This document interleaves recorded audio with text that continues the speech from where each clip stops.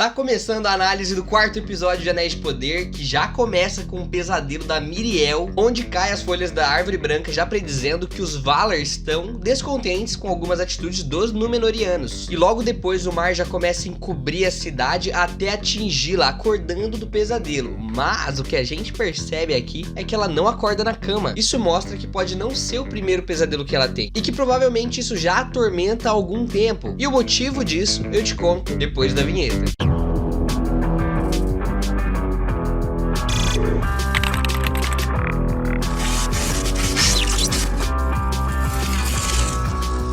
Fala, bando intelectual, aqui quem fala é o Ranzini. Se você já caiu aqui de paraquedas, deixa seu like aqui embaixo, se inscreve no canal para ajudar a comunidade a crescer. E falando em crescimento, tem várias questões crescendo aqui também, como por exemplo, quem pode ser esse Adar? Eu sou o cara que vai tomar essa daga da sua mão se você não parar de me olhar com essa cara de quem tá segurando o peito, falou? O gigante é amigo ou é inimigo? Será que Halbrand é mesmo o rei dos homens? Lembrando que daqui pra frente tem spoilers, então vamos por partes. Tem uma frase que o chanceler Pharazôn diz, que é a seguinte: a política é a arte de tratar assuntos triviais com a mesma atenção dos mais importantes. Ele fala de política, mas e se a gente também tratasse as coisas do episódio, que são triviais, como se fossem as coisas mais importantes também? Por exemplo, aqui é dito que Halbrand é o rei das Terras do Sul, mas ele é rei de quem? Será que ele é rei dos homens? Ou ele é rei dos orcs? Porque pelo que sabemos até agora, ele foi o único sobrevivente ao ataque das terras dele. Ele também foi o único sobrevivente do ataque daquele monstro marinho lá no primeiro episódio. Bateu em 5 Númenóreanos sozinho. Quando isso seria possível para um humano? Você tá indo votar no Lula, rapaz? Vota! Votei Ciro.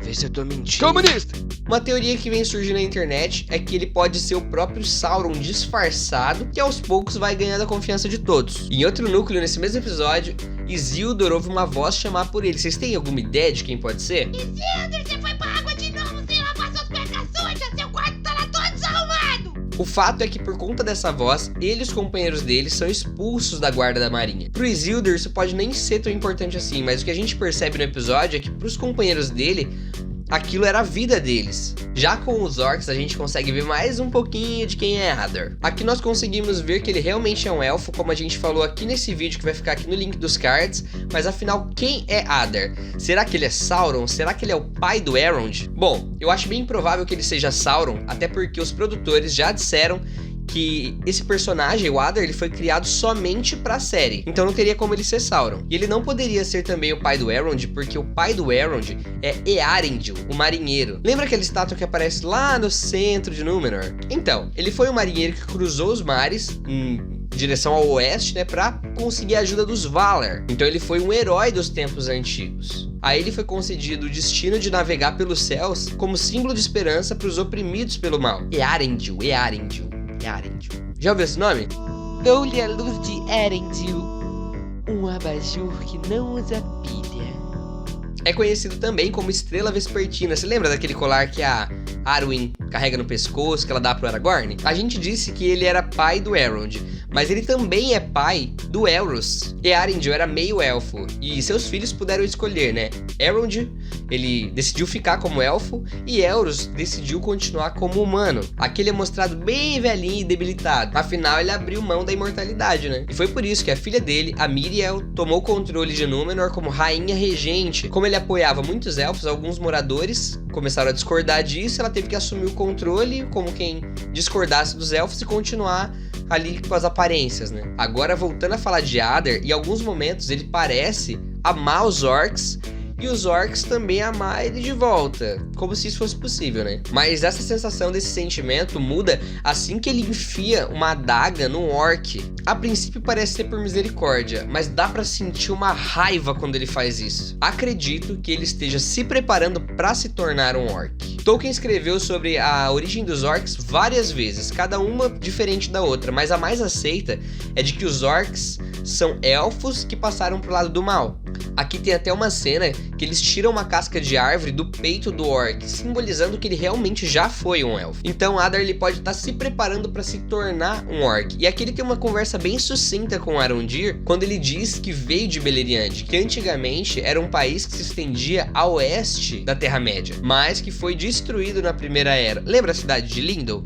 Então, aquilo é tudo que sobrou do que era Beleriand. E Adar manda uma mensagem para os solistas através do Arondir. Se eles ficarem de boa e servirem ele e tudo mais, sobrevivem. Se recusarem, morrem.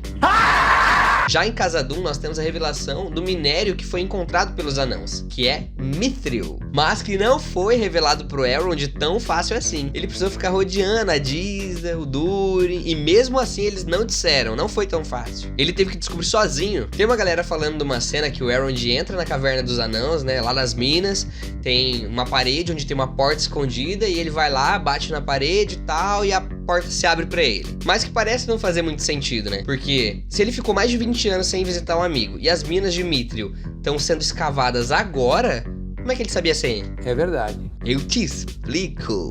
Tem uma cena que a Disa tá preparando um prato pro Durin e diz que ele foi pra longe, vai voltar depois e tal, e as crianças começam a correr pela casa cantando uma música. E a Disa dá uma bronca nelas parar de cantar aquela música, né, pra elas parar de correr pela casa, só que ela, tipo, fica muito encanada. Pô, são só crianças, né? Pô, é só uma música, né?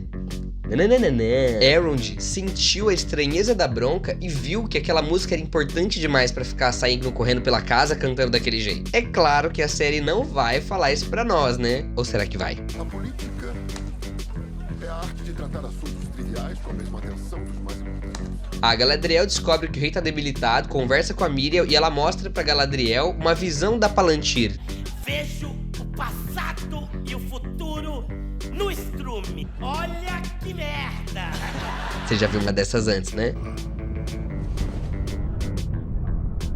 A Miriam diz pra Galadriel que essa visão já começou a se concretizar, porque essa visão começa com a chegada da Galadriel em Númenor. Depois da Miriam tentar expulsar a Galadriel de Númenor, começa a cair as pétalas da árvore branca e ela muda de ideia. Porque pra eles isso é um sinal muito forte de que os Valar estão em discordância com as atitudes de Númenor. E as duas fazem uma aliança pra irem até as Terras do Sul e uma galera se voluntaria pra essa missão. E, inclusive os marinheiros que haviam sido expulsos da guarda.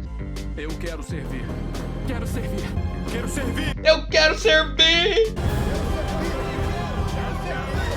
Antes de encerrar o vídeo, já deixa o like aqui embaixo, segue a gente nas nossas redes sociais, se inscreve no canal e vão ter mais 2 vídeos aqui no final para vocês escolherem assistir assim que acabar esse daqui. Valeu, abraço, é nóis, fui!